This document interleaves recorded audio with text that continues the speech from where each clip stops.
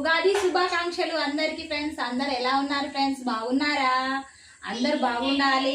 ఉగాది అంటే మనకు కొత్త సంవత్సరం. అందరు కొత్తగా, అందరు మంచిగా సక్సెస్ఫుల్ గా ఆయు ఆరోగ్యాలతో అందరు మంచిగా ఉండాలి ఫ్రెండ్స్.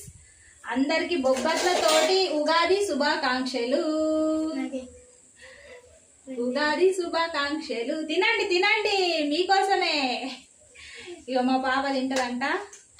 సాల్ అంటుంది. ఒకటి తీసేయాలట. మీరు తీసుకోండి ఫ్రెండ్స్, తీసుకోండి, తినండి.